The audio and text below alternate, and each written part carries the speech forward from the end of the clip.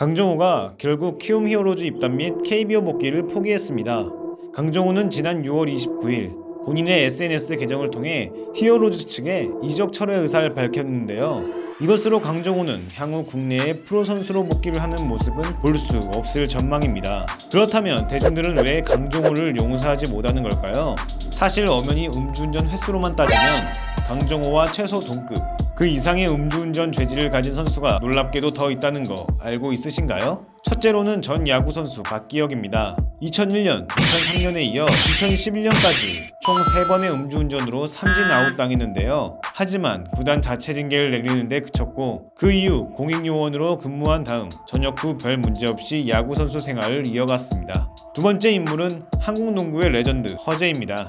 허재는 무려 총 4번의 음주운전과 1번의 음주폭행 경력을 가지고 있는데요. 오죽하면 역대 한국 운동선수 중 술 관련 사고로 언론에 오르내린 횟수가 제일 많다라고까지 하는데요. 그럼에도 불구하고 선수 경력 박탈은커녕 현재 한국 농구의 레전드로 불리며 이미지도 상당히 좋은 편이라는 게 정말 아이러니한 대목이죠. 음주운전에 대한 심각성을 가지고 지금처럼 중징계를 내리기 시작한 건 생각보다 얼마 되지 않았습니다.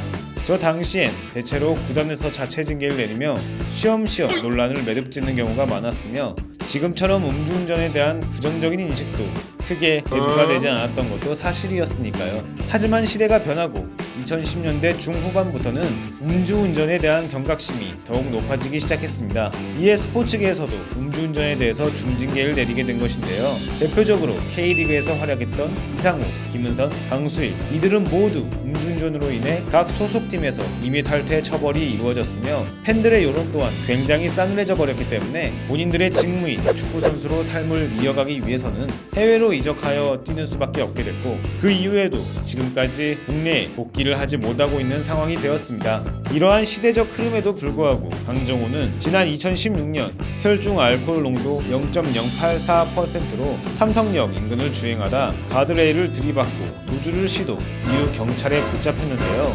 뿐만 아니라 함께 동승했던 여성에게 운전자 바꿔치기까지 시도하며 거짓 진술까지 하였습니다. 동시에 2009년, 2011년에도 음주운전에 걸려 삼진 아웃제도 대상이라는 사실까지 밝혀지게 됐는데요. 그럼에도 불구하고 강정호는 앞으로 제가 야구 서포트할 일밖에 없는 것 같습니다. 죄송합니다. 라는 희대의 명언과 함께 진실성 있는 사과 한마디 없이 미국으로 떠났습니다.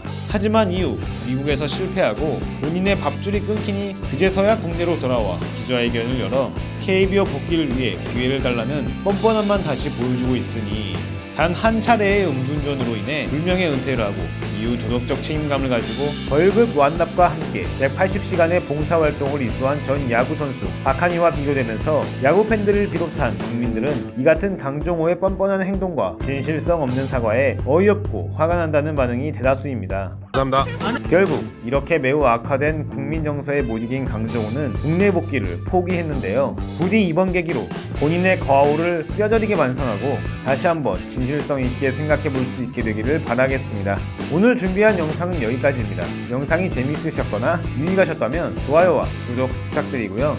저희는 다음 시간에 뵙도록 하겠습니다.